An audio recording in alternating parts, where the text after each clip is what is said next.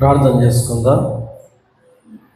కృపాసత్య సంపూర్ణమైన మా ప్రియ పరలోకపు తండ్రి, మీ వందనాలు, స్తుతులు, స్తోత్రాలు చెల్లిస్తున్నాం.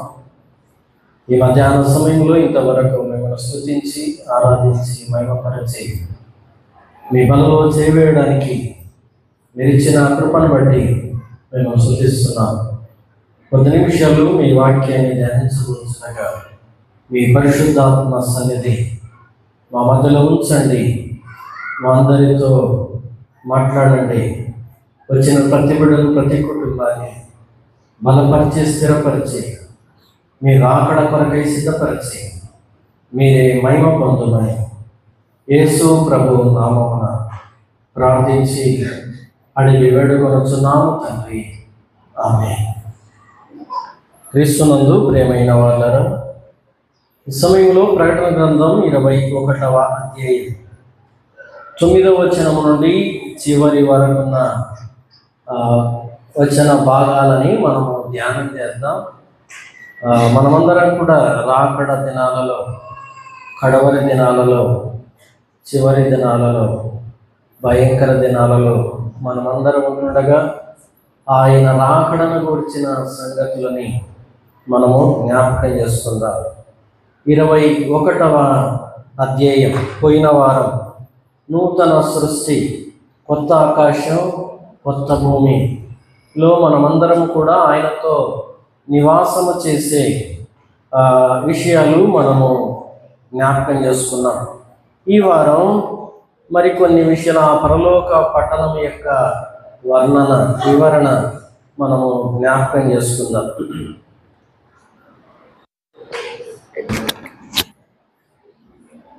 కొద్ది నిమిషాలు మనం జాగ్రత్తగా దేవుని వాక్యాన్ని వినడానికి ప్రయత్నం చేద్దాం.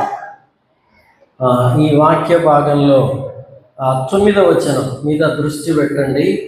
ప్రకటన గ్రంథం 21వ అధ్యాయం 9వ వచనములో భక్తుడైన యోహాను, అపోస్తలుడైన యోహాను, దర్శనము చూసే యోహాను ఇక్కడ చెబుతున్న మాట అంతా కడపటి 7 తెగుళ్లతో నిండిన 7 పాత్రలను పట్టుకొని ఉన్న 7 దూతలలో ఒకడు వచ్చి ఇటు రమ్ము అని పిలిచాడు. మొదట 7 శ్రమల కాలములో, 7 సంవత్సరాల శ్రమల కాలములో 7 దూతలు, తర్వాత 7 ముద్రలు, తర్వాత 7 పాత్రల్ని కుమ్మరించిన దూతలలో చివరి పాత్రలు కుమ్మరించిన 7 దూతలలో ఒక దూత యోహాను దగ్గరకు వచ్చి ఇటు రమ్ము అని పిలిచింది. ఎవరిని?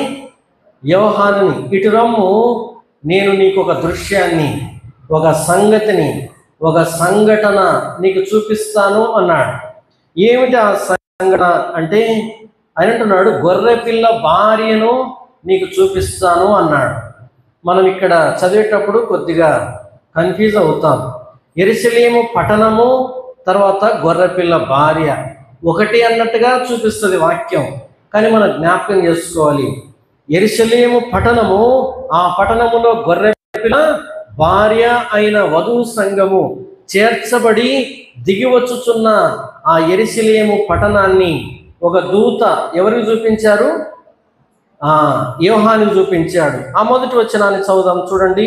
అంతటా నేను ఆ కడపటి 7 తెగుళ్లతో నిండిన 7 పాత్రలని పట్టుకొని ఉన్న 7 దేవదూతలలో ఒకడు వచ్చి ఇటు రమ్ము, పెండ్లి కుమార్తెను అనగా గొర్రెపిల్ల యొక్క భార్యను నీకు చూపెదనని నాతో చెప్పాడు. కాబట్టి గొర్రెపిల్ల భార్యను నేను నీకు చూపిస్తాను అని యోహానికి ఒక దూత చెప్పాడు. అలా చూపించడానికి, గొర్రెపిల్ల భార్యను చూడాలి అంటే ఏం చేయాలి? సంఘాన్ని చూడాలంటే, గొర్రెపిల్ల భార్యను చూడాలంటే ఏమి చేయాలో ఇక్కడ చెబుతున్నాడు. 10వ వచనం, ఆత్మవశుడనైన నన్ను ఎత్తైన గొప్ప పర్వతం మీదికి కొనిపోయి యెరూషలేము అను పరిశుద్ధ పట్టణము దేవుని మహిమగలదై పరలోకమందున్న దేవుని యొద్ద నుండి దిగి వచ్చుట నాకు చూపెను. కాబట్టి ఈ మాట మనం గమనించాలి.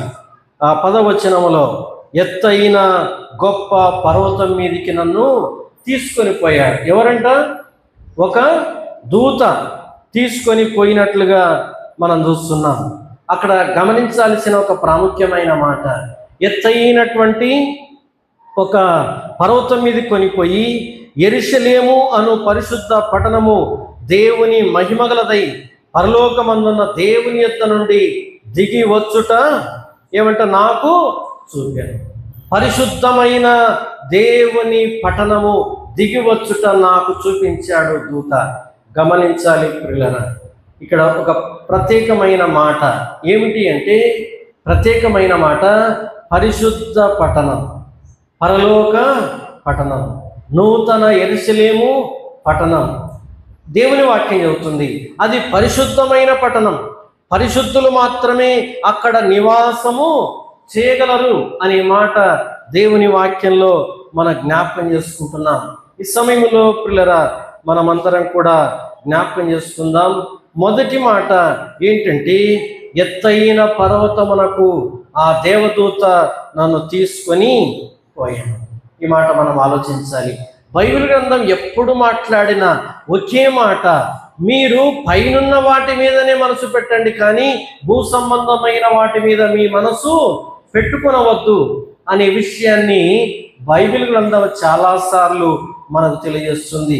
ఎత్తైన పట్టణం, పైనున్నటువంటి పట్టణం, ఆ పరిశుద్ధమైనటువంటి పట్టణం. ఈ సమయంలో మొదటి మాటగా జ్ఞాపకం చేసుకుందాం పిల్లరా, మన అనుదిన జీవితాలలో, భక్తి జీవితాలలో చాలాసార్లు ఈ అనుభవం మనకుందా లేదా?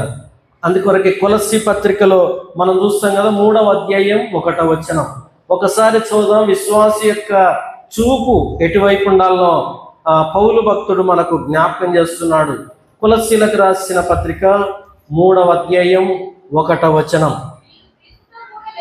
గమనించాలి అందరూ కూడా. మీరు క్రీస్తుతో కూడా లేపబడిన వారైతే పైనున్న వాటిని వెదకుడి, అక్కడ క్రీస్తు దేవుని కుడి పార్శ్వమున కూర్చుండి ఉన్నాడు. పైనున్న వాటి మీదనే గాని భూ సంబంధమైన వాటి మీద మనసు పెట్టుకొనకుడి. ఏలైనగా మీరు మృతి పొందిరి, మీ జీవము క్రీస్తుతో కూడా దేవుని యందు దాచబడి ఉన్నది. చాలు. కాబట్టి ఈ మాట మనం జ్ఞాపకం చేసుకోవాలి. మొదటి వచనంలోనే అంటున్నాడు, మీరు క్రీస్తుతో కూడా లేపబడిన వారైతే పైనున్న వాటినే కానీ భూ సంబంధమైన వాటి మీద మీ మనసు పెట్టుకొనకుడి అంటున్నాడు. ఈ మాట ఆలోచన చేయాలి. ఈ మంచి మాట, మీరు క్రీస్తుతో కూడా లేపబడిన వారైతే. రక్షణ పొందిన వాళ్ళు, బాప్తిసం తీసుకున్న వారి యొక్క అనుభవాలు ఎట్లుంటాయంటే, చాలా సందర్భాల్లో అంటారు, కొంచెం తెలిసి తెలియని వాళ్ళు చెప్పే ఒక మాట ఏంటంటే, మేము ఆ మతములోకి దిగినాము అంటారు. ఏ మతములోనికి? క్రైస్తవ మతంలోనికి ఏం చేసినారంట? దిగినారు. దిగిన వాళ్ళకి అర్థం కాదు. మీరు దిగినారా మునిగినారా? మీరు మునిగినారా? మీరు ఏం చేయబడినారు? క్రీస్తుతో కూడా సమాధి చేయబడినారా? ఈ మాట ఆలోచించాలి. చాలా మంది అనే మాట, లేదండి మేము ముంచట తీసుకున్నాం అంటారు, లేతే ఆ మతంలోకి మేము దిగినాము అంటారు. ఒకవేళ మరి మనము మునిగినామా, మనము దిగినామా అని ఎట్లా అర్థమవుతుంది అంటే, ఆదివారం చర్చికి వస్తే ఆదివారమే మళ్ళీ చర్చి గుర్తుకొస్తుంది. ఇలాంటి వాళ్ళు మతములో దిగిన వాళ్ళు. క్రీస్తుతో కూడా లేపబడిన వారు అంటే వారమంతా పైకే చూస్తారు, వారమంతా ప్రభు కొరకే బ్రతుకుతారు, వారమంతా ప్రభునే జ్ఞాపకం చేసుకుంటారు, వారమంతా ప్రభు కొరకే కార్యాలు చేస్తారు. ఎవరు? క్రీస్తుతో కూడా చనిపోయి క్రీస్తుతో కూడా లేపబడిన వారు. ఈ అనుభవాన్ని జ్ఞాపకం చేసుకోవాలి. కొన్ని వాస్తవాలు మనం మాట్లాడుకోవాలి. బాప్తిసం పొందినంత మాత్రాన రక్షింపబడినామని చెప్పలేము. బలలో చేయవేసినంత మాత్రాన రక్షణ పొందినామని చెప్పలేము. నేను రక్షణ పొందాను అని చెప్పినంత మాత్రాన నువ్వు పరలోకానికి వెళుతావన్న గ్యారెంటీ ఏమీ లేదు. దేవుని వాక్యం చెబుతుంది, మీరు క్రీస్తుతో కూడా లేపబడిన వారైతే పైనున్న వాటినే కానీ భూ సంబంధమైన వాటి మీద మీ మనస్సు పెట్టుకొనకుడి. చెప్పండి, దిగిన వాళ్ళమా, మునిగిన వాళ్ళమా, ఆయనతో పాటు తిరిగి లేచిన వాళ్ళమా? ఈ మూడిట్లో ఏది మన అనుభవం? పిల్లరా, ఒక విషయాన్ని జ్ఞాపకం చేసుకోవాలి. సత్యం ఎప్పటికీ సత్యమే. సత్యం ఎప్పటికీ మార్పు చెందదు. దిగామా మతంలో, లేకపోతే మునిగామా నీళ్ళల్లో, ఈ అనుభవాలు ఉంటే నిజమైనటువంటి రక్షణ అనుభవం కాదు. పౌలు అంటున్నాడు, నిజమైన రక్షణానుభవం గల వాళ్ళు ఏం చేస్తారు? పైనున్న వాటినే కానీ భూ సంబంధమైన వాటి మీద మీ మనసు పెట్టుకొనపడి. నిజంగా రక్షణ నీవు పొంది ఉంటే, నా ప్రభువు, నా రక్షకుడు, నా విమోచకుడు నా పాపముల కొరకై సిలువనెక్కాడు, నా పాపముల కొరకై రక్తాన్ని చిందించాడు, నా పాపముల కొరకై మరణించాడు, ఆయన సమాధి చేయబడ్డాడు, మూడవ దినం తిరిగి లేచాడు, ఆయన పునరుత్థానుడు, నా కొరకు ఇంత గొప్ప త్యాగము, పరిశుద్ధుడైనటువంటి ప్రభువు పాపి అయిన నా కొరకు ఇంత త్యాగము చేసి ఇంత గొప్ప రక్షణ నాకు ఇస్తే నేను ఆయన కొరకు జీవించకపోవడం ఏమాత్రం కూడా అది న్యాయము కాదు అన్న సంగతిని ఎరిగిన వారై ఆయన కొరకు జీవిస్తారు. ఇదే నిజమైన రక్షణానుభవం. పిల్లల, జ్ఞాపకం చేసుకోవాలి, మోసపోవద్దు. దేవుడు వెక్కిరించబడడు.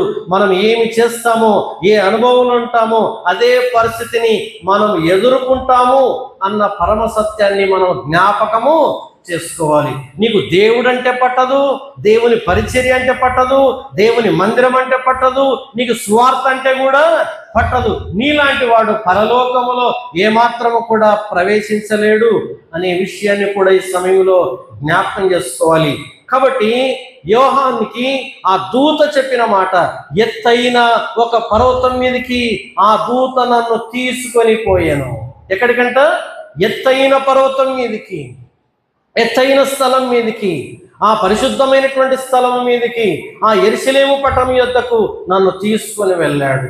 ఎప్పుడైనా నీ ధ్యాస, నీ ఆలోచనలు, నీ జ్ఞాపకాలు, నీ దర్శనము, నీ లక్ష్యము, నీ గురి, నీ గమ్యము పరలోకం మీద ఉందా? నీ జీవిత గురి ఆ పరిచర్య మీద, ఆ ప్రభు మీద ఉందా? ఒకసారి జ్ఞాపకం చేసుకోవాలి పిల్లరా. చాలాసార్లు ఎంతో సీనియర్స్ ఉండొచ్చు మందిరంలో, సంఘములో అనేక సంవత్సరాలు, 50, 60, 70 సంవత్సరాలు, 30, 40 ఎన్ని సంవత్సరాలని నువ్వు సంఘములో ఉండొచ్చు. నువ్వేం చేసావు? మతంలోనికి దిగావేమో. జాగ్రత్త, ఇది నిజమైన మారు మనసు కాదు, ఇది నిజమైన రక్షణ అనుభవము కాదు. అందుకొరకు యోహాను అంటున్నాడు, నన్ను ఎత్తైన కొండ మీదికి ఆ దేవదూత తీసుకొని వెళ్ళాడు. కాబట్టి రోజులో ఒక్కసారైనా పరలోకం గుర్తుకొస్తుందా? రోజు ఒక్కసారైనా ప్రభు గుర్తుకొస్తాడా? రోజు ఒక్కసారైనా పరిచర్య గుర్తుకొస్తుందా?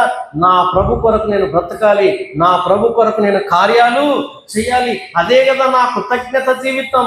నాకింత గొప్ప రక్షణ ఆయన సిద్ధపరిచి ఉండగా ఆయన కొరకు నేను జీవించాలి. నీవు జీవించడం లేదంటే ఆయన రక్షణ, ఆయన ప్రేమ, ఆయన శిలువ బలియాగం, ఆయన సమాధి, ఆయన పునరుత్థానం నీకేమాత్రము అర్థము కాలేదు పిల్లరా. కాబట్టి ఈ మధ్యాహ్న సమయంలో జ్ఞాపకం చేసుకుందాం. నేను మతంలోనికి దిగానా, లేకపోతే నీళ్ళల్లో మునిగానా? నిజంగా పునరుత్థాన అనుభవం, లేకపోతే యేసుక్రీస్తు ప్రభుతో పాటు మరణించి యేసుక్రీస్తు ప్రభుతో పాటు పునరుత్థానం చెందిన అనుభవం నాకుందా అని మనం పరిశీలించాలి. రక్షణ పొందిన దినమున, నువ్వు తీర్మానం చేసిన దినమున, నువ్వు బాప్తిసం పొందిన దినమున నీ కంట్లో నుంచి ఒక్క చుక్క నీళ్లు రాలే, వచ్చాయా? నేను బాప్తిసం పొందిన రోజున ఏడ్చాను అని చెప్పగలవా? నేను తీర్మానం చేసిన నా పాపములని నా దేవుని ఎదుట ఒప్పుకొనిన దినమున నేను ఏడ్చాను, అయ్యో నేనెంత ఘోర పాపిని, ఇలాంటి ఘోరమైన పాపి కొరకు ఆ పరిశుద్ధుడు, ఆ నీతిమంతుడు, ఆ నిష్కల్మషుడు పాపమును చూడలేనంత పవిత్రమైన కన్నులు కలిగిన దేవుడు నా పాపముల కొరకై ఆయన మరణించాడు, ఇది ఎంత గొప్ప ప్రేమ అని తలంచుకొని ఆలోచించి జ్ఞాపకం చేసుకొని వచ్చే కన్నీళ్ళు. నవ్వుకుంటా తీర్మానం చేసావు, నవ్వుకుంటా బాప్తిసం తీసుకున్నావు. నీలో రక్షణ కార్యం జరిగిందా? లోతైన పశ్చాత్తాపం నీకు కలిగిందా? రక్షణ విలువ నీకు తెలిసిందా? దేవుని శిలువ బలియాగం యొక్క విలువ నీకు అర్థమైందా? ఈ సమయంలో ఆలోచన చేద్దాం పిల్లరా. దేవుని వాక్యం చెబుతుంది, మునిగిన వాళ్ళు ఏం చేయలేరు, మతములోనికి నీళ్ళలోకి మునిగిన వారు, మతములోనికి దిగిన వారు ఆయన పరిచర్య చేయలేరు, ఆయనను జ్ఞాపకము చేసుకోలేరు అనే విషయాన్ని మనము మొదటిగా జ్ఞాపకం ఉంచుకోవాలి. కాబట్టి యోహాను భక్తుడు ప్రకటన గ్రంథం 21వ అధ్యాయంలో ఆయన అంటున్నాడు, ఎత్తైన గొప్ప పర్వతం మీదకి కొనిపోయి యెరూషలేము అను పరిశుద్ధ పట్టణము దేవుని మహిమ గలదై పరలోకమందున్న దేవుని యొద్ద నుండి దిగి వచ్చుట నాకు చూపాడు. ఈ సమయంలో జ్ఞాపకం చేసుకుందాం, పైకే మనం చూడాలి.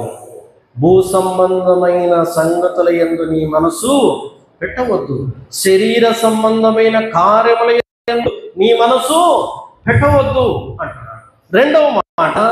రెండవ మాట మనము ధ్యానం చేస్తే ఆ పట్టణం ఎలాంటిది అంటే, యోహాను చూచిన పట్టణం, ఒక రక్షింపబడిన విశ్వాసి ఉండే పట్టణం ఎలాంటిదంటే అది పరిశుద్ధ పట్టణం. ఏ పట్టణం? పరిశుద్ధ పట్టణం. ఆయన అంటున్నాడు, మనమందరము కూడా పరిశుద్ధులము అంటున్నాడు. పిల్లరా, మనం ఆలోచించాలి, మనము పరిశుద్ధులముగా ఉండుట, పరిశుద్ధులముగా జీవించయే దేవుని చిత్తము అని వాక్యంలో రాయబడింది. ఒకటే ప్రశ్న, డైరెక్ట్ ప్రశ్న, మనల్ని పరిశీలించుకుందాం. పరిశుద్ధులమేనా? పరిశుద్ధమైన ప్రవర్తన మాకుందా జ్ఞాపకం చేసుకోవాలి. ఉదాహరణకి మనకందరికి ఒక పేరు పెట్టబడింది, క్రైస్తవులు, లేకపోతే పరిశుద్ధులు, లేకపోతే శిష్యులు, లేకపోతే ఆయన పిల్లలు అనే పేరు మనందరికీ పెట్టబడింది. పరిశుద్ధులు అని పిలువబడినంత మాత్రాన మనం చాలాసార్లు పరిశుద్ధంగా ప్రవర్తింపకపోవచ్చు. నీవు పరిశుద్ధుడవా కాదా అని నిన్ను ఎక్కడ చూడాలి అంటే, బైబిల్ అంటుంది నువ్వు పరిశుద్ధుడవా కాదా అని చర్చిలో చూస్తే సరిపోదు, ఇంట్లో చూస్తే సరిపోదు, లేకపోతే బంధువుల దగ్గర చూస్తే సరిపోదు, మీటింగ్లో చూస్తే సరిపోదు. నీవు ఒంటరిగా ఉన్నప్పుడు నీవు ఎట్లుంటావో అది నీ నిజమైన జీవితం. ఎట్లుంటావు ఒంటరిగా ఉన్నప్పుడు? ఎవరు లేనప్పుడు, నిన్ను ఎవరు చూడనప్పుడు నీవు ఎట్లుంటావు? నీ ప్రవర్తన, నీ ఆలోచనలు, నీ పనులు, నీ చూపులు, నీ తలంపులు, నీ ఆలోచన, నీ ఊహలు ఎట్లుంటాయి? అదే నీ యొక్క నిజమైన ప్రవర్తన. ఇప్పుడు చెప్పండి, నేను ఒంటరిగా ఉన్నప్పుడు ఎట్లుంటా? అందరిలో ఉన్నప్పుడు అందరూ పరిశుద్ధులే, ఒంటరిగా ఉన్నప్పుడు మన నిజమైన ప్రవర్తన బయటికి వస్తుంది. కాబట్టి ఈ సమయంలో ఆయన యెరూషలేము అను పరిశుద్ధ పట్టణమును నాకు ఏం చేశాడంట? చూపించను అని మనం దేవుని వాక్యంలో జ్ఞాపకం చేసుకుంటున్నాం. కాబట్టి పిల్లరా, అది పరిశుద్ధ పట్టణము అన్న విషయాన్ని ఆ దేవుని వాక్యంలో చూస్తున్నాం. మన వ్యక్తిగత జీవితాలలో దేవుడు రాజీ పడని దేవుడు. మన దేవుడు ఎలాంటి వాడు? రాజీ పడడు. దేవుని సిస్టమ్ ఒక విధంగా ఉంటుంది. ఏమంటాడంటే, మనం చాలాసార్లు వినే ఒక పదం ఏంటంటే, పాపమును చూడలేనంత పవిత్రమైన కన్నులు కలిగిన దేవుడు. కొంచెం పాపం ఉంది, కొంచెం పాపం చేసి వచ్చినాను అంటే నా పరిశుద్ధత అంగీకరించదు, నీవు నా సన్నిధిలో ఉండడానికి యోగ్యుడవు, అర్హుడవు కాదు అంటుంది. మనం చాలాసార్లు పాపాన్ని అంటించుకోవడం, పూసుకోవడం చాలా సులభం మనకి. వారమంతట్లో చాలా విషయాల ద్వారా, చాలా సంగతుల ద్వారా మనం ఏం చేస్తాం? పాపము చేస్తాం. కాబట్టి ఆదివారం స్నానం చేసే దినమైంది. ఆదివారం దేవుని మందిరానికి వచ్చి బల్ల తీసుకునే ముందు వారమంతా పాపం చేశాను దేవా, నన్ను గడిగేసి మరలా నెక్స్ట్ వారం అంతా ఏం చేస్తా? మరలా పాపము పూసుకొని వస్తా, మరలా అప్పుడు నన్ను కడుగు అంట. అలాంటి వారి చేత దేవునికి ఎంత మాత్రము కూడా సంతోషము లేదు అనే విషయాన్ని ఆ దేవుని వాక్యంలో మనం జ్ఞాపకం చేసుకోవాలి. ఈ సమయంలో ఇంకొక మాట, యెరూషలేము అను పరిశుద్ధ పట్టణము, యెరూషలేము అను పరిశుద్ధ పట్టణమును ఆయన నాకు చూపించాడు అని యోహాను భక్తుడు అంటున్నాడు. ఒక వివరణ నేను చెబుతాను, జ్ఞాపకం చేసుకోనండి పిల్లరా. దేవుడు సృష్టిని ఎన్ని రోజుల్లో చేశాడు? 6 రోజులు చూశాడు. తేడా గమనిస్తాం. దేవుడు 6 రోజులు సృష్టి చేశాడు. ఆకాశాన్ని, భూమిని, సముద్రాలను, అందులోని జలచరములను, సమస్త జీవులని, మానవుల్ని ఎన్ని రోజుల్లో చేశాడు? 6 రోజులు చూశాడు. చాలా మంది సృష్టిని చూస్తే, ఈ ఆకాశాన్ని చూసినప్పుడు, ఈ విశ్వాన్ని చూసినప్పుడు ఆశ్చర్యపోతారు. ఎంత అద్భుతమైన సృష్టిని దేవుడు చేశాడు అని ఆశ్చర్యపోతారు. చాలా మంది ఏమంటారు? మేము యూరప్ ట్రిప్ వేస్తున్నాము అంటారు, మేము అమెరికా ట్రిప్ వేస్తున్నాము అంటారు, మేము ఆఫ్రికా ట్రిప్ వేస్తున్నాము అంటారు. ఒకవేళ మన ఆసియాలో కూడా కొన్ని ప్రాంతాలకు ట్రిప్ వేస్తున్నాం, చూడడానికి టూర్కి వెళ్తున్నాం. చాలా అందమైన ప్రదేశాలు. ఈ సృష్టిని ఇంత అందంగా చేశాడు ఆయన. వాక్యం చెబుతుంది 2000 సంవత్సరాలు యెరూషలేము అను పరిశుద్ధ పట్టణాన్ని నీ కొరకు, నా కొరకు ఆయన కట్టాడు, ఆయన సిద్ధపరిచాడు. చెప్పండి కూడా దేవుని నామాన్ని మహిమపడదాం. ఎన్ని సంవత్సరాలు? 2000 సంవత్సరాలు. 6 రోజుల్లోనే ఈ సృష్టి ఇంత అందంగా ఉంటే 2000 సంవత్సరాల నుండి ఆయన ఈ సృష్టిని, ఈ యెరూషలేము పట్టణాన్ని ఆయన కడుతున్నాడు. ఒకసారి చూద్దాం, చూడండి ఎక్కడ ప్రారంభించబడిందో జ్ఞాపకం చేసుకుందాం. యోహాను సువార్త 14వ అధ్యాయం.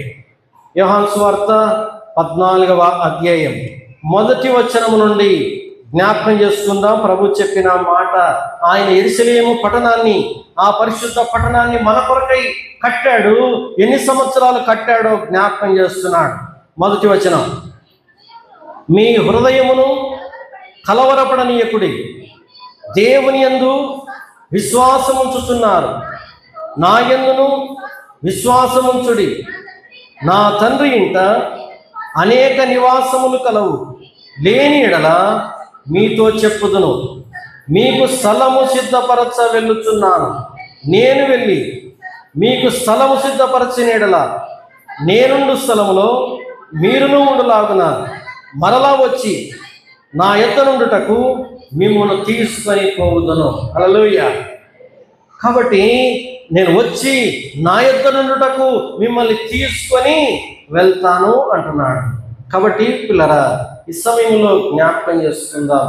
ఆ పరిశుద్ధ పట్టణం 2000 సంవత్సరాల నుండి ఏం చేస్తున్నాడంట? ఆయన కడుతున్నాడు. ఎంత అద్భుతంగా కడుతున్నాడు, ఆశ్చర్యంగా కడుతున్నాడు. మనం ఊహించలేని విధంగా ఆయన యెరూషలేము అను పరిశుద్ధ పట్టణాన్ని నీ కొరకు, నా కొరకు కడుతున్నాడు. మరి ఎప్పుడైనా నా పట్టణం అక్కడ ఉంది అని చూచావా? ఆలోచించావా? ఊహించావా? దాన్ని అందుకోవాలని, దాంట్లో ఉండాలని, దాంట్లో మంచి స్థానాన్ని సంపాదించాలని ఎప్పుడైనా ప్రయాసపడ్డావా? జ్ఞాపకం చేసుకుందాం పిల్లరా. ఈ సమయంలో భక్తుడు యోహాను అంటున్నాడు, ఆ దూత ఎత్తైన పర్వతం మీదకి, అనగా ఆ యెరూషలేము అన్న పరిశుద్ధ పట్టణం యొద్దకు నన్ను తీసుకొని వెళ్ళాడు. పరిశుద్ధ పట్టణం. హల్లెలూయా. ఏ పట్టణం? పరిశుద్ధ పట్టణం. ఈ మాట ఆలోచించాలి. మనం పరిశుద్ధులం. రక్షణలో, విశ్వాస జీవితంలో, ఆత్మీయ జీవితంలో ప్రయాణంలో ఉన్నాం. మనమందరం ఎక్కడున్నాం? ఆత్మీయ ప్రయాణంలో ఉన్నాం. ఇశ్రాయేలీలు కూడా ప్రయాణంలో ఉన్నారు. ఐగుప్తు నుండి ఎక్కడికి ప్రయాణం? కనాను, పాలు తేనెలు ప్రవహించే దేశమునకు వారి ప్రయాణం. నీ ప్రయాణం, నా ప్రయాణం ఈ లోకము అనే ఐగుప్తు నుండి ఆ పరమ కనాను అన్న యెరూషలేముకి మన ప్రయాణము కొనసాగుతుంది. ఈ ప్రయాణంలో ఐగుప్తు ఉంటుంది, ఈ ప్రయాణంలో అరణ్యం ఉంటుంది, ఈ ప్రయాణంలో కనాను ఉంటుంది. ఈ సమయంలో నేను జ్ఞాపకం చేస్తున్నాను, ఈ ప్రయాణంలో నడుస్తున్నావా? అడుగు ముందుకేస్తున్నావా? ఆలోచించాలి. అడుగు వేస్తున్నావా? వేస్తున్నా, చిన్నగా. ఎట్లా? హంస నడక, ఇంకా తాబేలు నడక, లేకపోతే ఇంకా కుందేలు నడక.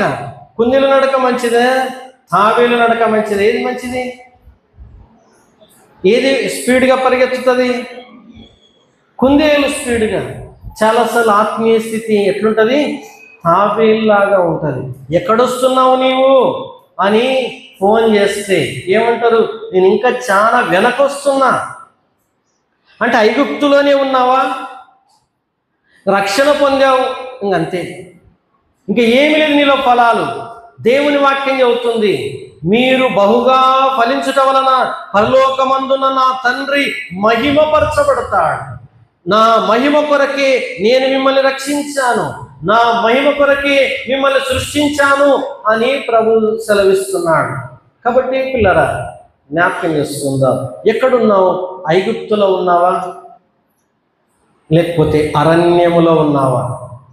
ఆలోచించాలి. అరణ్యములో ఉంటే మనం ఎక్కడుంటే మంచిది చెప్పండి? మనం ఎక్కడుంటే, ఐగుప్తులో ఉంటే మంచిదా, అరణ్యములో ఉంటే మంచిదా, మనం కనానులో ఉంటే మంచిదా? కనానులో ఉండాలి. కనానులో ఆయన మందిరం ఉంది, కనానులో ఆయన సన్నిధి ఉంది, కనానులో ఆయన ఆరాధన ఉంది. ఒకవేళ లేదంటే రక్షణ పొందాను, బాప్తిసం తీసుకున్నాను అంటే నీవు అరణ్య అనుభవానికి వచ్చావు. అరణ్యములు ఏముంటుందో తెలుసా? తినడము, త్రాగడము, సుఖించడం. చాలామంది కొరింథీయులకు రాసిన మొదటి పత్రిక ఎన్నో వచనం? 4వ వచనం నుండి మనం చూస్తే ఒకసారి చూద్దాం ఆ మాట. కొరింథీయులకు రాసిన మొదటి పత్రిక 10వ అధ్యాయం 7వ వచనం. కొరింథీయులకు రాసిన మొదటి పత్రిక 10వ అధ్యాయం 7వ వచనం.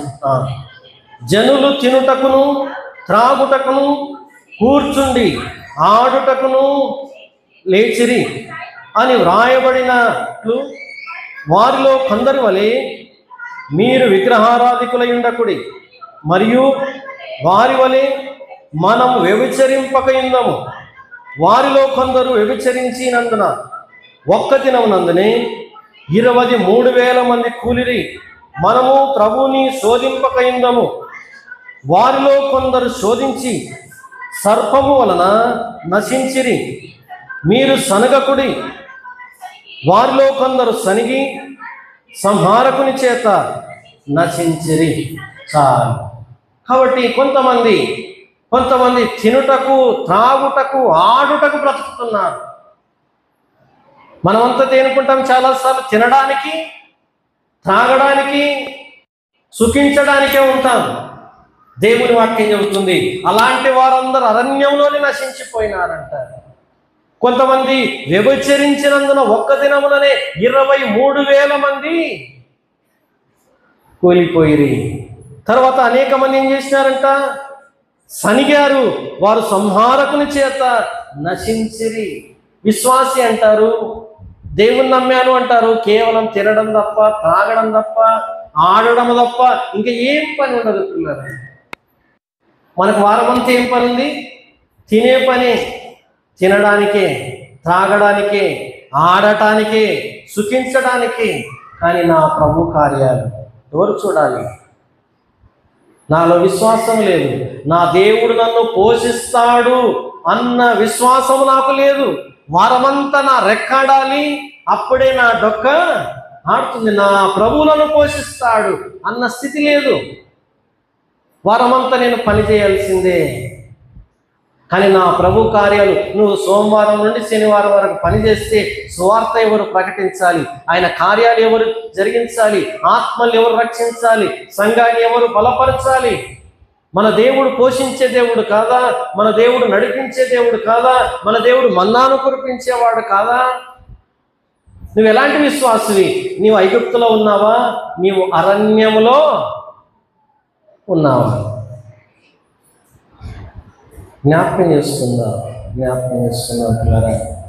యెరూషలేము అను పరిశుద్ధ పట్టణం ఇప్పుడు ఐగుప్తు, అరణ్యము, కనాను. 3 పోలికలు ఉన్నాయి కదా, పలకండి ఒకసారి. ఐగుప్తు, అరణ్యము, కనాను. ఈ పోలిక ఏంటంటే నేను గుర్తు చేస్తున్నా. సామెతల గ్రంథం ఐగుప్తు, ప్రసంగి గ్రంథం అరణ్యం, పరమగీతం కనాను. గుర్తుపెట్టుకోండి. మీరు కూర్చున్న ఆవరణం ఐగుప్తు, ఇక్కడున్నటువంటి స్థలం అరణ్యం, పరిశుద్ధ స్థలం. ఇక్కడున్నటువంటి అతి పరిశుద్ధ స్థలం ఏంటి? కనాను. గుర్తు చేసుకుందాం. ప్రత్యక్ష గుడారంలో మందసం ఉండే స్థలం ఏది? ఎక్కడది? ఇది అతి పరిశుద్ధ స్థలం.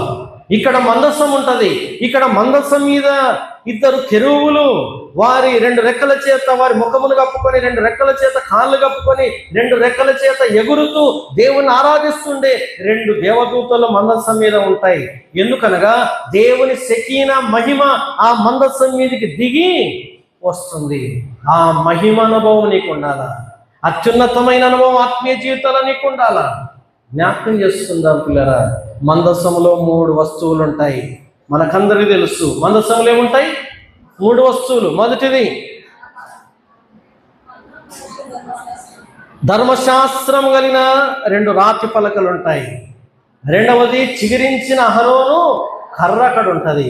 మూడవది మన్నా పాత్ర అక్కడ ఉంటుంది. జ్ఞాపకం చేసుకుందాం పిల్లరా. మన్నా కురిసింది కదా, మన్నా కురిసింది, అరణ్యంలో కురిసింది. ప్రజలందరూ తీసుకున్నారు, తిన్నారు, గంపలకెత్తి పెట్టుకున్నారు. రాత్రి అయితే కుళ్ళిపోతుంది అది. దేవుడు చెప్పాడు, ఏ పూటకు ఆ పూట తినాలి మీరు. ఆ మన్నా మీరు దాచిపెట్టుకుంటే ఏమైపోతుంది? కుళ్ళిపోతుంది, పురుగు పడుతుంది, వాసన పడుతుంది. ఏ పూటకు ఆ పూట చాలు అని దేవుడు చెప్పాడు. కానీ ఆ మన్నా పాత్రలో పెట్టి మందస్సుములో పెట్టారు. అనేక సంవత్సరాలు ఉంటే కూడా ఆ మన్నా ఏం కాలేదంట?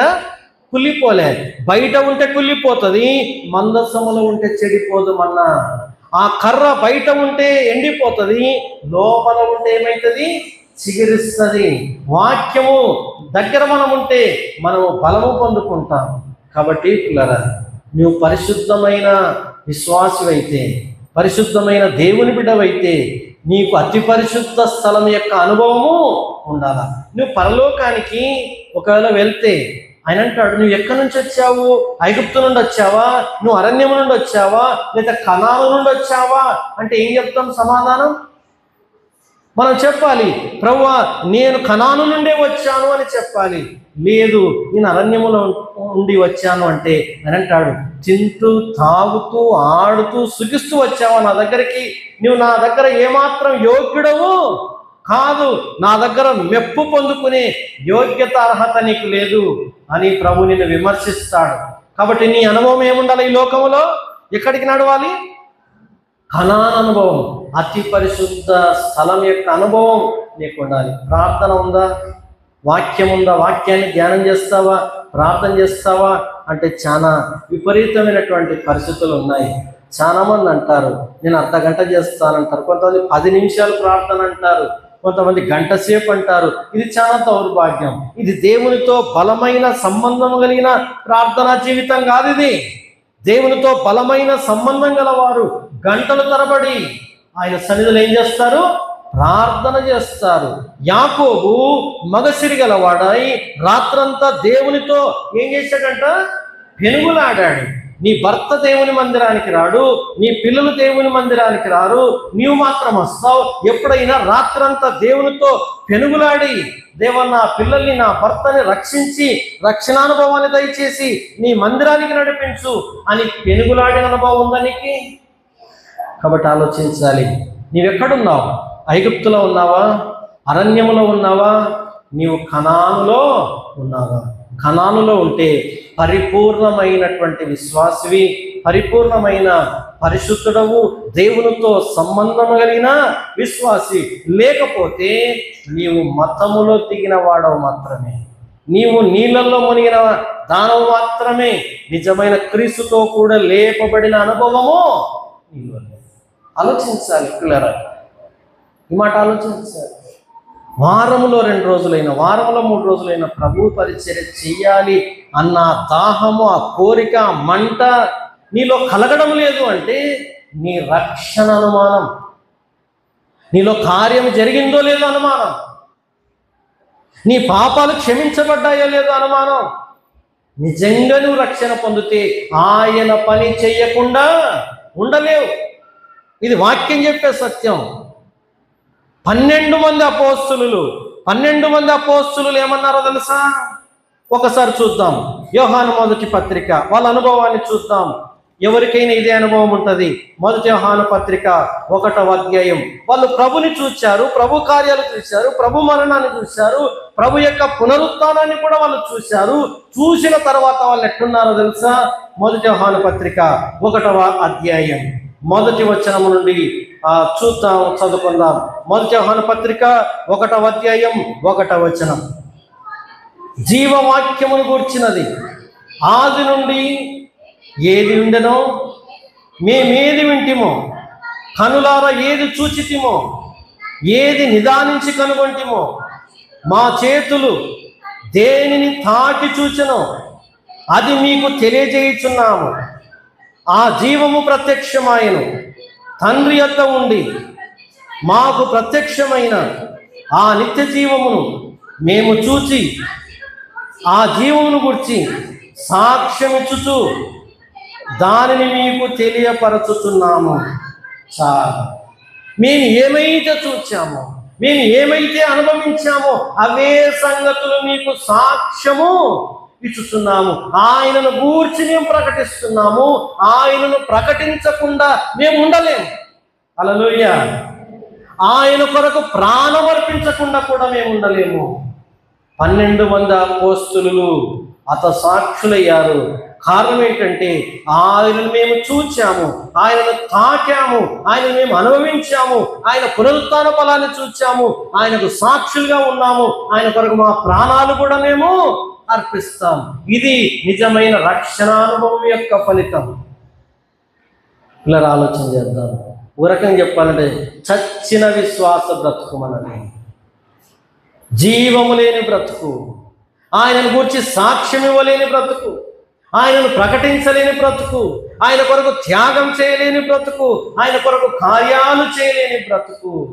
ఇది కృతజ్ఞత లేని జీవితం. జ్ఞాపకం ఉంచుకోవాలి పిల్లరా.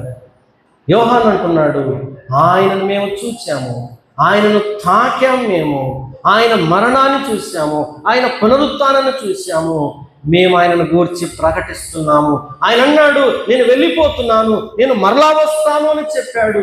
వెళ్ళిపోయిన వాడు మరలా వస్తాడు, మరలా ఆయన వద్ద మనల్ని ఉండుటకు తీసుకుని వెళతాడు అని సాక్ష్యం ఇచ్చారు.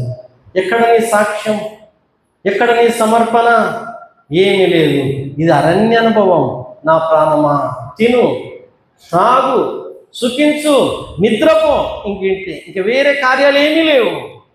నీ ఆత్మ, నీ హృదయం, నీ మనస్సు నిన్ను బలవంతము చేయడం లేదు. అందుకొరకే మొదటి కొరింథీయులకు రాసిన పత్రికలో 2వ కొరింథీ పత్రిక 5వ అధ్యాయంలో పౌలు భక్తుడు అంటున్నాడు, క్రీస్తు ప్రేమ మమ్మును బలవంతము ఆయనను ప్రకటించుట కొరకు, ఆయన కొరకు త్యాగం చేయట కొరకు ఆయన ప్రేమ మమ్మును బలవంతము చేస్తుంది. మేము ఉండలేకపోతున్నాం. అయ్యో, మేము సువార్త ప్రకటించని యెడల మాకు శ్రమ. మేము ప్రకటించాలి.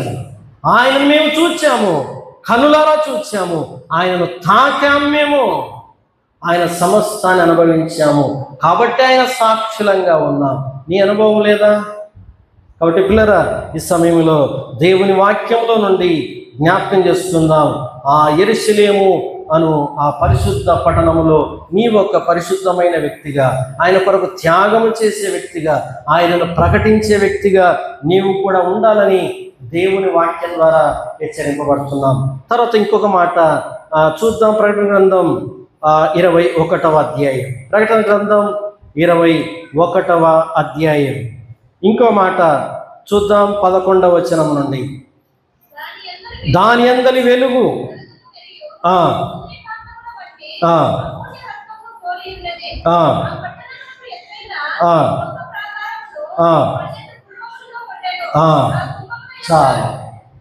12 గుమ్మాలు.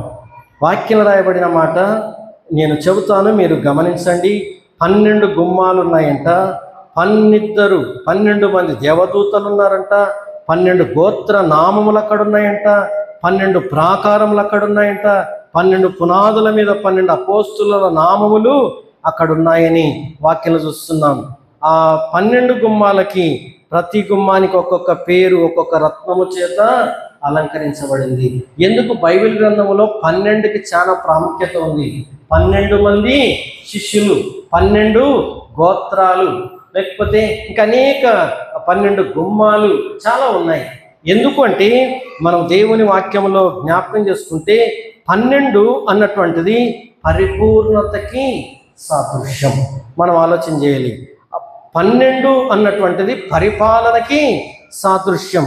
కాబట్టి వర్ణింప సఖ్యము కాని సువర్ణం, శుద్ధ సువర్ణం చేత అలంకరించబడిన కట్టబడిన ఆ యెరూషలేము పట్టణం 12 గుమ్మాల చేత ఉంది అని దేవుని వాక్యంలో మనం జ్ఞాపకం చేసుకుంటున్నాం. కాబట్టి పిల్లరా, ఈ యొక్క మధ్యాహ్న కాల సమయంలో జ్ఞాపకం చేసుకుందాం. యెరూషలేము అన్న పరిశుద్ధ పట్టణం ఎలాగా యోహాను చూశాడో, ఆ ఎత్తైన స్థలంలో, ఆ పరిశుద్ధమైన పట్టణంలో ఎలాగున్నాడో చూసాం. మనం 3 అనుభవాలు చూసాం. ఐగుప్తు అనుభవం, రెండవది అరణ్య అనుభవం, మూడవది కనాను అనుభవం. కాబట్టి ఈ 3 అనుభవాలు కలిగి మనమందరం కూడా ఆత్మీయ జీవితంలో ముందుకెళ్ళాలి. ఆ పరమ యెరూషలేములో ఉండాలంటే, ఆ పరమ యెరూషలేములో నువ్వు మెప్పు పొందాలంటే, ఆ పరమ యెరూషలేములో నువ్వు జయించిన వాడవుగా ఉండాలంటే, ఈ లోకంలో పరిపూర్ణమైన పరిశుద్ధమైన విశ్వాసిగా జీవించాలని దేవుని వాక్యం మనందరినీ కూడా హెచ్చరిస్తూ ఉంది. కాబట్టి పిల్లరా, ఈ సమయంలో అలాగున మనమందరం కూడా దేవుని సన్నిధిలో ఈ లోక ఆశలను, శరీర ఆశలను, అపవాదిక శోధనల్ని జయించిన వారమై ఆ పరమ యెరూషలేముకి మనమందరం సిద్ధపడే వారంగా ఉండాలి. ఆ పరమరక్షకుడు నీ కొరకు నా కొరకు కలువరిలో ప్రాణం పెట్టి పరిశుద్ధులుగా నీతిమంతులుగా మనలందరినీ సిద్ధపరిచాడు. కాబట్టి నీ జీవితం అంతటిని, నీ శరీరం అంతటిని, నీ ధనమంతటిని తాత్కాలికమైన ఈ లోకం కొరకు, ఈ లోక ఆశల కొరకు, శరీర కోరికల కొరకు వినియోగించక ఆ పరమ యెరూషలేము కొరకు, ఆ పరమ జీవితం కొరకు, ఆ పరమరాజు కొరకు ఈ లోకంలో మన బలాన్ని, మన ధనాన్ని, మన శరీరాన్ని, మనకున్న సమస్తాన్ని ఆ ప్రభుకు అర్పిస్తే నిజమైనటువంటి దేవుని బిడ్డగానే ఉండగలం. అందుకే దేవుని వాక్యం చెబుతుంది, మనం మతములో దిగిన వాళ్ళం కాదు, మనం నీళ్ళల్లో దిగిన వారం కాదు, నిజమైన రక్షణానుభవము కలిగిన వారం. ఇంటి దగ్గరికి పోయిన తర్వాత ఆలోచించండి, నేను మతంలో దిగానా, నీళ్ళలో దిగానా, లేకపోతే నిజంగా రక్షణలో దిగానా? పరిశీలన చేసుకుందాం. నీలో ఏమి మంట లేదా? నీలో ఏమి భారం లేదా? నీకు దేవుని మీద జ్ఞాపకాలు లేవా? దేవుని కొరకు బ్రతకాలన్న తృష్ణ లేదా? కొంచెం ఆలోచన చేయి. ఇదేదో డేంజర్, ఇదేదో కార్యం జరగని స్థితి, ఇది ప్రభు కొరకు జీవించని స్థితి. కాబట్టి మనల్ని మనం పరిశీలించుకొని, దేవ నిజంగా నా కొరకు ప్రాణం ఇచ్చావు, నా కొరకు సిలువలో యాగమయ్యావు, ఘోర పాపైన నా కొరకు నీవు ప్రాణం అర్పించావు, నేను దాన్ని లెక్క చేయలేదు, దాని విలువను గ్రహించలేదు, విలువ లేకుండా క్రైస్తవ జీవితాన్ని జీవిస్తున్నా నన్ను క్షమించు దేవా. నాలో మంట లేదు, నాలో భారం లేదు, నాలో ప్రేమ లేదు, క్షమించు. అలాంటి అనుభవంలోనికి నన్ను నడిపించి ఒక శ్రేష్టమైన విశ్వాసిగా, శ్రేష్టమైనటువంటి నిన్ను మహిమపరిచే బిడ్డగా, నీ కార్యాలు చేసే బిడ్డగా నేను ఉండాలి దేవా అని మనమందరం సిద్ధపడితే ధన్యులం. ఒకే ఒక్క రెఫరెన్స్ చదివి నేను ప్రార్థన చేస్తాను. చివరి రెఫరెన్స్ చెబుతున్నాను. అది చదివించే ముందుగా నేను ఒక ప్రశ్న అడుగుతున్నాను. మనల్ని ఎందుకు రక్షించాడో తెలుసా? మన పాపముల నుండి ఎందుకు విడిపించాడో తెలుసా? చెబుతారా ఎవరైనా? ఎందుకు రక్షించాడో తెలుసా మనల్ని? తీతుకు రాసిన పత్రిక చివరి వచనం చదివి ప్రార్థన చేద్దాం. తీతుకు రాసిన పత్రిక, అపోస్తలుడైన పౌలు తీతుకు రాసిన పత్రిక 2వ అధ్యాయం.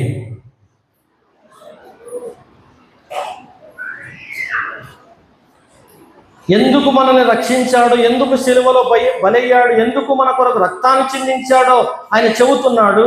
తీతుకు రాసిన 2వ పత్రిక 2వ అధ్యాయం, అపోస్తలుడైన పౌలు తీతుకు రాసిన పత్రిక 2వ అధ్యాయం 14వ వచనాన్ని చదువుదాం.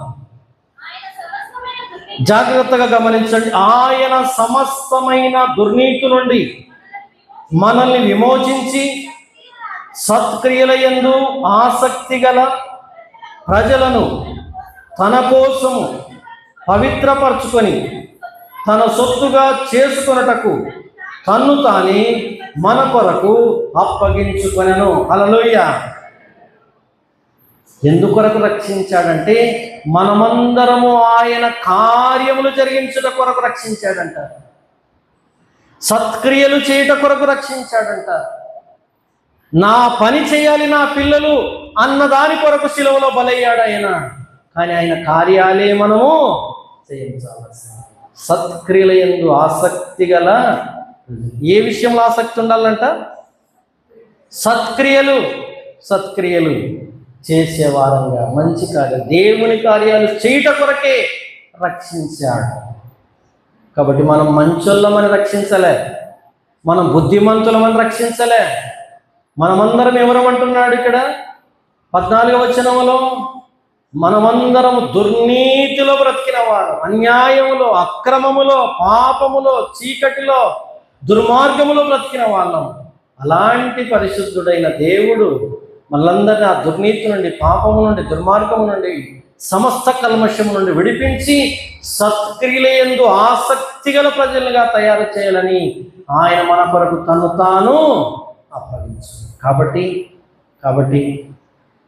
అంటాడేమో, చెప్తే కదా భూమి మీద ఉన్నప్పుడు నా కొరకు కార్యాలు చేయని చెప్పాను కదా, సత్క్రియలు చేయమని చెప్పాను కదా, చేయకుండా వచ్చావా? బుద్ధి లేదా నీకు జ్ఞానము లేదా? ఇంకా కొన్ని తిట్లు, మంచి తిట్లు చెప్పండి. ఏమంటాడు? బుద్ధి లేదా, నీకు జ్ఞానం లేదా, మనిషివేనా అంటాడు. అన్నాడా? కొన్ని తిట్లు, మంచి తిట్లు మనం కూడా కొంచెం రాసి పెట్టుకుందాం. ఇవన్నీ తిట్లు తిరుగుతాడు. తిననీక పోయింటివే, తాగనీక పోయింటివే, సుఖించనీక పోయింటివే భూమి మీదకి. వేరే పని లేదా? భూమి మీద జంతువులు కూడా బతికాయి కదా, తిని తాగి చచ్చిపోయినాయి కదా, నీవు కూడా అందుకొరకే పోయింటివే. అందుకే నేను గుర్తించింటినా, అందుకొరకే నీ కొరకు శిలువలో ప్రాణం పెట్టింటినా. నా కొరకు బ్రతకాలను స్పృహ నీకు లేదా? నా ఆత్మ నీకు ఇవ్వలేదా? నా ప్రేమని ఇవ్వలేదా?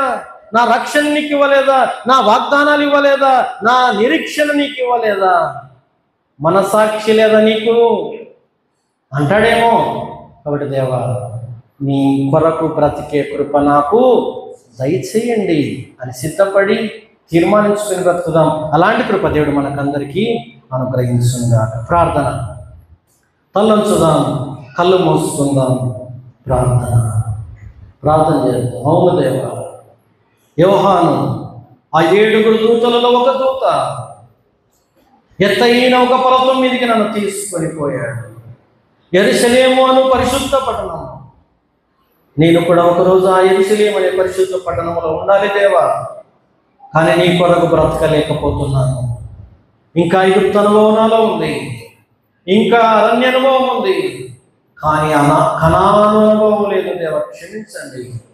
క్షమించండి దేవా. ఐగుప్తులో బానిసగా ఉన్నాను, అరణ్యములో తినుటకు త్రాగుటకు బ్రతుకుతున్నాను దేవా. కనానులో నీ సన్నిధిలో నిన్ను ఆరాధించే అనుభవం లేదు దేవా. క్షమించండి. నీతో లోతైన అనుభవం లేదు, నీతో లోతైన సంబంధం లేదు దేవా. క్షమించండి. ఇంకా ఈ లోకము కొరకు, ఈ లోకాశల కొరకు, శరీర కోరికల కొరకు బ్రతుకుతున్నాను దేవా. పౌలు భక్తుడు అంటున్నాడు, క్రీస్తు ప్రేమ మమ్మల్ని బలవంతము చేయుచున్నది అని మీ వాక్యం సెలవిస్తుంది. యోహాన్ అంటున్నాడు, మేమేమి చూచామో, ఏమి తాకామో, ఏది అనుభవించామో అదే మేము సాక్ష్యమిచ్చుతున్నాము. మేము పునరుత్థానుడైన క్రీస్తుని ప్రకటించుతున్నాము. అవును దేవా, మేము కూడా అనుభవం చూచాము, కానీ ప్రకటించలేకున్నాం, బ్రతకలేకున్నాం, త్యాగం చేయలేకున్నాం. సాతాను చేతిలో, లోకం చేతిలో, ఈ శరీరం చేతిలో ఓడిపోతున్నాం. క్షమించు దేవా. నీ ఎదుట నిలబడే యోగ్యత, ధైర్యం మాకు దయచేయండి. అలాంటి కృప మాకు దయచేయండి దేవా. నీ ఎదుట తలదించుకునే వారంగా కాక, నీ ఎదుట తల ఎత్తుకొని జవాబిచ్చే వారంగా, సమాధానించే వారంగా ఉండే కృప దయచేయండి. తీర్మానం చేసుకుందాం. దేవుడు వెక్కిరింపబడడు. ఏమి విత్తుతామో అదే పంటని కోస్తాం దేవా. యోగ్యునిగా నీ సన్నిధిలో ఉండాలి దేవా. మోసపోకూడదు ఈ లోకం చేత, మోసపోకూడదు దేవా ఈ అపవాది చేత, మోసపోకూడదు దేవా నా శరీరం చేత. నీ మహిమ కొరకు, మీ ఘనత కొరకు, మీ కార్యముల కొరకు బ్రతికే కృప నాకు దయచేయండి అని తీర్మానించుకుందాం. కృపా సత్య సంపూర్ణమైన మా ప్రియ పరలోకపు తండ్రి, మీ కొందనాలు, స్తుతులు, స్తోత్రాలు. ఈ మధ్యాహ్న సమయంలో ప్రకటన గ్రంథం 21వ అధ్యాయం 9, 10, 11 వచ్చిన భాగాలు ధ్యానం చేశాము. మా ఆత్మీయ స్థితి ఎంత వెనకబడి ఉందో జ్ఞాపకం చేశారు దేవా, మీకు స్తోత్రాలు. మేము బలము తెచ్చుకొని ముందుకు సాగుతూ మా ప్రభు కనాని యొక్క అనుభవాన్ని, అత్యున్నతమైన అనుభవాన్ని, మా ప్రభు షెకీనా మహిమ యొక్క అనుభవంలోనికి, అతి పరిశుద్ధ స్థలం యొక్క అనుభవంలోనికి మమ్మల్ని అందరినీ నడిపించండి. అలాగూ తీర్మానించుకుంటున్న ప్రతి బిడ్డను బలపరచండి, స్థిరపరచండి. ఈ లోకములో మీ కొరకు కార్యాలు చేసే బిడ్డలుగా, మీ రాకడ కొరకు ఎదురు చూసే బిడ్డలుగా, మా ప్రభు సిద్ధపడే బిడ్డలుగా ఉండే కృప అనుగ్రహించి విత్తబడిన వాక్యాన్ని ప్రతి బిడ్డ హృదయంలో మీరు ఫలింపజేయండి. నూరంతలుగా ఫలింపజేసి బలపరిచి స్థిరపరిచి మీరే మహిమ పొందమని యేసు ప్రభువారి ఉన్నతమైన నామమున ప్రార్థించి అడిగి వేడుకొనుచున్నాము తండ్రి. ఆమేన్. సృష్టి